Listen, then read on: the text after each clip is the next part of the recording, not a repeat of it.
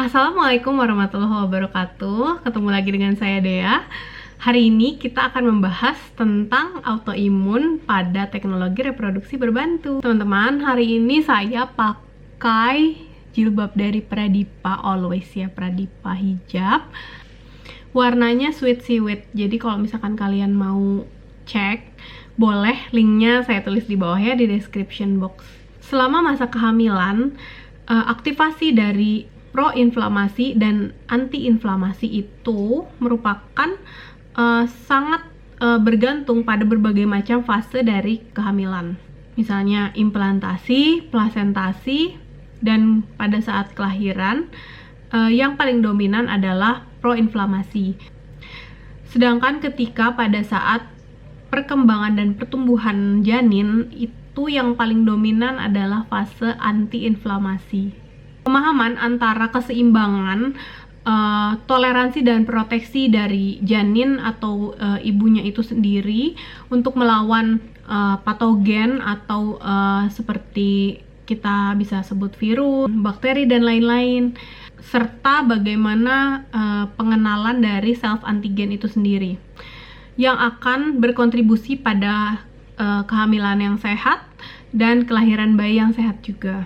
Pada penyakit autoimun yang dikarakterisasi sebagai kerusakan dari organ atau jaringan yang disebabkan oleh sel reaksi respon imun yang dimediasi oleh antibodi dan atau sel T, di mana dapat berasosiasi atau dapat berhubungan secara genetik atau predisposisi lingkungan, di mana penyakit-penyakit autoimun ini biasanya banyak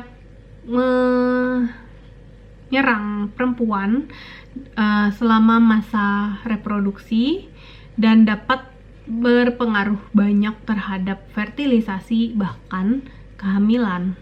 Selama masa implantasi menunjukkan bahwa banyaknya tahap-tahapan penting yang dapat mempengaruhi interaksi antara embrio dan jaringan epitel pada uterus, di mana selama implantasi terdapat dua jenis imunologi dan secara genetik pada jaringan tersebut yang akan berusaha untuk menggapai komunikasi yang sukses selama masa kehamilan.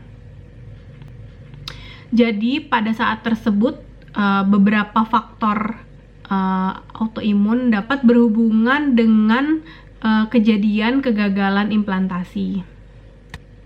Selanjutnya kita akan membahas berbagai macam jenis autoimun yang mungkin terjadi. Yang pertama, thyroid related autoantibody. Jadi sebetulnya pada tubuh kita terdapat komunikasi antara hipotalamus pituitary thyroid axis maupun hipotalamus pituitary ovarium axis yang dimediasi oleh berbagai macam reseptor hormon tiroid yang secara spesifik ada di ovarium yang dapat menjadikannya disfungsi tiroid atau autoimun yang berhubungan dengan tiroid, di mana banyaknya perempuan dengan penyakit autoimun tiroid yang dinamakan Graves' disease atau Hashimoto thyroiditis. Nah, kedua penyakit tersebut dapat menyebabkan infertilitas yang dapat meningkat hingga 47 dan 52%. Perempuan dengan memiliki autoimun tiroid dapat menunjukkan secara statistik lebih tinggi serum TSH-nya dan GABS atau thyroid globulin autoantibody-nya, di mana dapat dibandingkan dengan perempuan yang tidak memiliki autoimunitas dari tiroid tersebut. Pada perempuan infertil biasanya dapat meningkatkan kesempatan untuk terjadinya atau terbentuknya anti-tiroperoksidase antibody, dan ini dibandingkan dengan kontrol, yaitu pasien-pasien yang tidak memiliki riwayat infertil dan pasien tersebut euthyroid. Yang selanjutnya adalah anti-phospholipid antibody. Nah, ini banyak juga sih, termasuk saya sendiri. Jadi biasanya didiagnosis oleh adanya antibodi dari antifosfolipid yang akan berhubungan dengan berbagai macam komplikasi dari kehamilan. Contohnya preeklamsia, kematian janin saat dikandung, lalu persalinan prematur, atau bahkan terjadinya keguguran. Adanya antifosfolipid antibody ini tidak mempengaruhi terjadinya kehamilan. Jadi seharusnya dengan adanya APL ini tetap bisa terjadinya kehamilan. Namun biasanya dengan resiko keguguran yang lebih banyak. Selanjutnya anti-nuklear antibody atau ANA. Nah, ANA ini biasanya dia berkorelasi atau berhubungan dengan autoimun yang sistemik, di mana si anti-nuklear antibody ini ditandai dengan adanya positif pada anti-dsDNA, anti-centromer antibody atau ACA, dan anti-extractable nuclear antigens antibody atau anti-ENAS. ANA ini akan berpengaruh pada gangguan atau tidak terjadinya fertilisasi, di mana ternyata banyaknya embrio dengan kualitas baik yang sudah dilakukan ICSI juga tetap gagal. Nah, biasanya perempuan-perempuan infertil dengan memiliki penyakit anti-nuklear antibody ini biasanya memiliki titer lebih dari 1:320.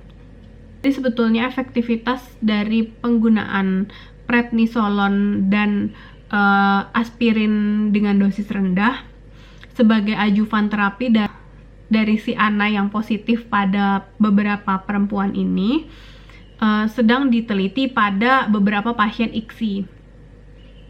Dan berbagai penelitian juga mengatakan bahwa perempuan dengan ANA positif yang ditreatment dengan menggunakan aspirin dosis rendah dan prednisolon ternyata dapat meningkatkan keberhasilan dari IVF. Kelahiran bayi pada perempuan dengan ANA yang positif ini juga tergantung pada berapa banyak anti-dsDNA-nya. Jadi misalkan kehamilan pada ibu dengan ANA positif dan anti-dsDNA yang positif ternyata menghasilkan kehamilan yang rendah dibandingkan dengan ibu yang memiliki ANA positif dan tidak memiliki anti-dsDNA yang positif atau dsDNA-nya negatif, atau ANA-nya negatif dengan anti-dsDNA-nya yang negatif juga. Jadi yang tadi itu ternyata lebih baik dan lebih ada kehamilan dibandingkan dengan pasien yang memiliki ANA positif dan anti-dsDNA yang positif juga. Karena ANA ini akan berpengaruh atau menjadi marker penting pada kualitas oosit dan perkembangan dari DNA embrio. Ketika adanya antibodi ANA yang positif akan menjadikan hasil ICSI atau IVF tersebut kurang baik. Selanjutnya, autoantibody spesifik yang berpengaruh terhadap sistem reproduktif. Yang pertama, anti-sperm antibody yang biasanya ada pada cairan semen. Nanti ini kita akan bahas di materi-materi berikutnya karena cukup panjang. Lalu ada juga autoantibody yang berpengaruh terhadap sistem reproduktif perempuan, yaitu anti-gonadotropin antibody, anti-endometrial antibody, atau bahkan anti-laminin antibody yang ada pada cairan folikel. Selanjutnya, banyak juga autoantibody yang terpengaruh terhadap sistem reproduksi yang menyebabkan gagalnya IVF. Selanjutnya mungkin kalian sering dengar anti-DNA antibody. Jadi biasanya ini dicek pada pasien-pasien dengan abortus habitual, yaitu yang sudah 3 kali atau lebih terjadi abortus berturut-turut. Selanjutnya, rheumatoid factor. Jadi rheumatoid arthritis ini merupakan salah satu penyakit autoimun di mana biasanya terjadi pada banyak wanita dibandingkan pria. Biasanya rheumatoid arthritis ini dapat berpengaruh terhadap defek vasoluteal, antibodi pada spermatozoa, antibodi ovarium, atau kegagalan dari hipotalamus pituitary adrenal axis atau hipotalamus pituitary ovarian axis. Jadi sistem menstruasinya juga terganggu. Bagaimana sih mengatasi infertilitas pada pasien autoimun? Jadi pada saat ini sebetulnya belum ada obat yang menyembuhkan penyakit autoimun. Yang kita bisa usahakan adalah obat-obatan simptomatik, bahkan kita juga hanya bisa menghindari apa yang dapat mencetuskan autoimun tersebut. Biasanya satu-satunya cara adalah dengan menggunakan teknologi reproduksi berbantu atau bayi tabung. Jadi beberapa penyakit tersebut memang harus diterapi tergantung dari penyakit awalnya atau penyakit yang membawanya. Kortikosteroid yang tadi saya sebutkan mungkin dapat berpengaruh baik juga. Selanjutnya biasanya akan diberikan antikoagulan atau pengencer darah karena adanya autoimun tersebut dapat mengentalkan darah sehingga pada kapiler-kapiler tersebut tidak terperdarahi dengan baik. Paling wajib dilakukan ketika pasien tersebut diberikan antikoagulan atau pengeceran darah, harus dilakukan cek di dimer, PTT, dan INR, yang mana obat-obatan antikoagulan atau pengencer darah tersebut bisa diberikan hingga 6 minggu pasca kelahiran atau selesainya masa nifas. Dan segitu dulu pembahasan kita kali ini, semoga bermanfaat bagi kita semua. Mohon maaf apabila ada kesalahan. Wassalamualaikum warahmatullahi wabarakatuh.